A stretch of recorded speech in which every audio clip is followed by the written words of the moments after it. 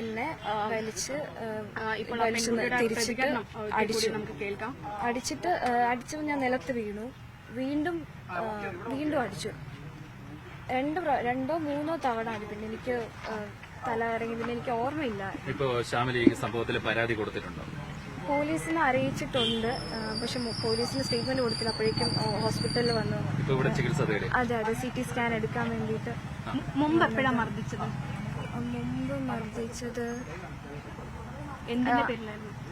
മുമ്പ് മർദ്ദിച്ചത് ഇതുപോലെ ഒരു ഇഷ്യൂ ആണ്.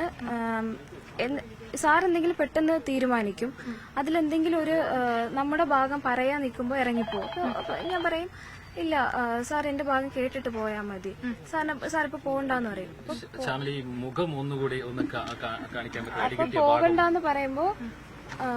പോകണ്ടെന്ന് പറയുമ്പോ ആ ദേഷ്യത്തില്, അതായത് ഞാൻ പോകണ്ടെന്ന് പറഞ്ഞ സാറിനെ തടയുവാണല്ലോ. പോകണ്ട സാർ ഇപ്പൊ പോകണ്ട, എനിക്ക് പറയാനുള്ള കേട്ടിട്ട് പോയാൽ മതി.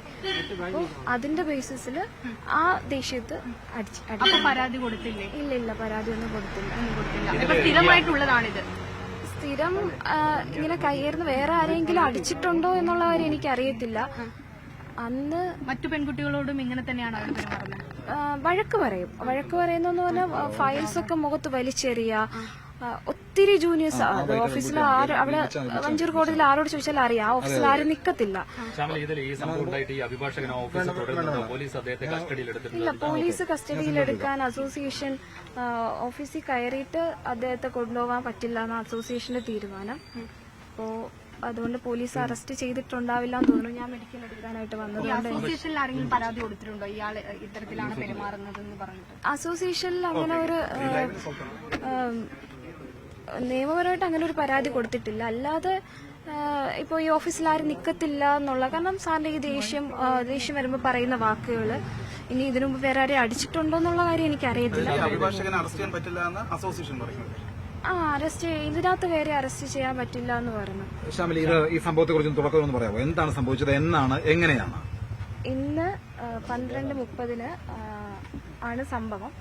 ഞാൻ ഇന്ന് രാവിലെ ഫാസ്റ്റ് ട്രാക്ക് കോടതിയിൽ ഫാസ്റ്റ് ട്രാക്ക് 2-ലായിരുന്നു വെക്കേഷൻ പോയിട്ട്. അവിടെ ഹിയറിംഗ് ഒക്കെ പറഞ്ഞ് ഒരു ബെയിൽ ആപ്ലിക്കേഷൻ ഹിയറിംഗ് ഉണ്ടായിരുന്നു. അത് പറഞ്ഞ് ഓഫീസിൽ വന്നതിന് ശേഷം ഞാൻ സാറിനോട് പറഞ്ഞു, സാറൊന്ന് കോടതിയിലുണ്ടായിരുന്നു, സാറിനോട് പറഞ്ഞു എനിക്ക് സംസാരിക്കണം.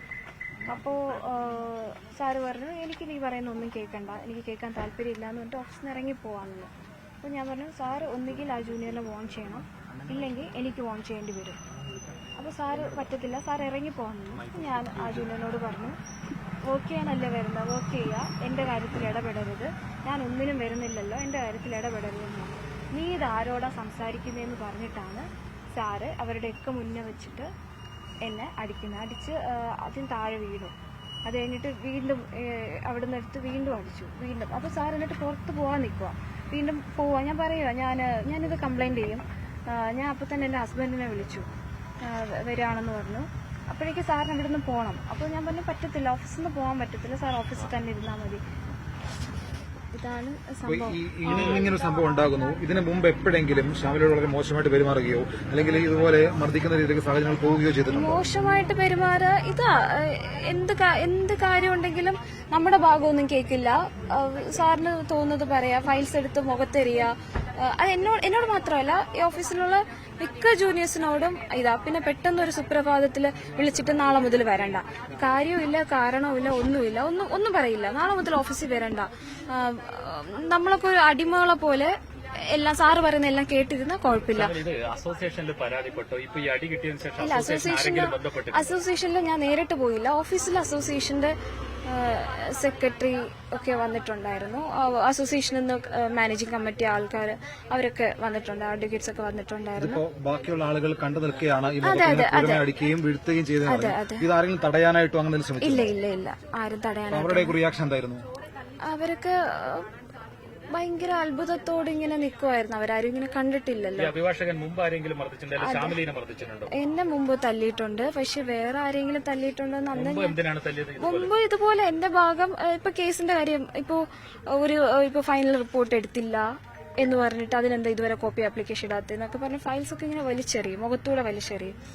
അപ്പോ എനിക്ക് മാത്രമല്ല ഇതൊക്കെ പലർക്കും ഉണ്ടായിട്ടുണ്ട്. ഇവിടെ ശ്യാമിലി എത്ര കാലമായിട്ട് ഈ അഭിഭാഷകനെ ഞാൻ 2-3 പ്രാവശ്യം ഞാൻ ഓഫീസിൽ 2-3 അതിലും കൂടുതൽ പ്രാവശ്യം ഞാൻ മാത്രമല്ല ഇപ്പൊ അവിടെ വർക്ക് ചെയ്യുന്ന ക്ലർക്ക് ഉൾപ്പെടെ ആനന്ദേട്ടൻ 2-3 തവണ സ്റ്റോപ്പ് ചെയ്തിട്ട് പോകുമ്പോൾ വീണ്ടും എല്ലാവരുടെ മുന്നിൽ വെച്ച് സോറി പറയാം. ഒരു മനുഷ്യനെ താഴാൻ പറ്റുന്നതിന്റെ അത്രയും താണ് വിളിക്കും. എത്ര കാലമായിട്ട് ഈ അപേക്ഷ കൂടുതൽ ശ്യാമിലി ഉണ്ട്?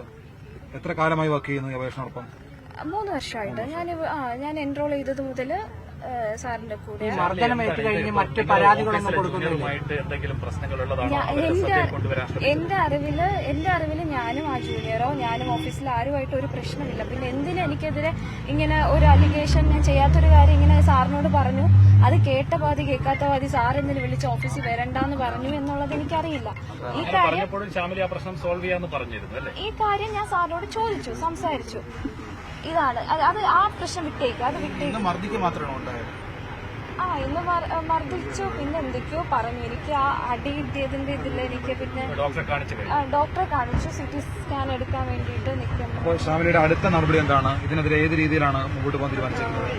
ബാർ കൌൺസിലിലും ബാർ അസോസിയേഷനിലും പരാതി കൊടുക്കും. ഈ മർദ്ദിക്കുന്നത് കൂടെയുള്ള സഹപ്രവർത്തകർ കണ്ടിരുന്നു. എന്താണ് അവരെന്നിട്ട് എന്തായിരുന്നു റിയാക്ഷൻ? അവര് അത്ഭുതത്തോടെ നോക്കുമായിരുന്നു, ഇങ്ങനെയൊക്കെ ചെയ്യുമോ. പെട്ടെന്നുള്ള പ്രകോപനത്തിലാണ്. പക്ഷെ ഇങ്ങനെയൊക്കെ ചെയ്യോ എന്ന് അവരാരും പിടിച്ചു മാറ്റാനൊന്നും വന്നില്ല. കാരണമായിട്ട് മർദ്ദിച്ചു. അതെ ഒരിക്കലല്ല 2-3 പ്രാവശ്യം. എനിക്ക് പിന്നീട് ആദ്യത്തെ അടി കിട്ടിയപ്പോ തന്നെ പിന്നീട് എനിക്കൊന്നും ഓർമ്മയില്ല.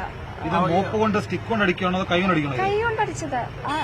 ഞാൻ പറഞ്ഞില്ലേ സാർ എയർഫോഴ്സിലായിരുന്നു, പിന്നെ കടൽപ്പണിക്ക് പോയിട്ടുണ്ട്. അപ്പൊ അത്രയും 6 അടിയോളം പൊക്കമുണ്ട്, അത്രയും ആരോഗ്യവാനാണ്. ആ കൈ കൊണ്ട്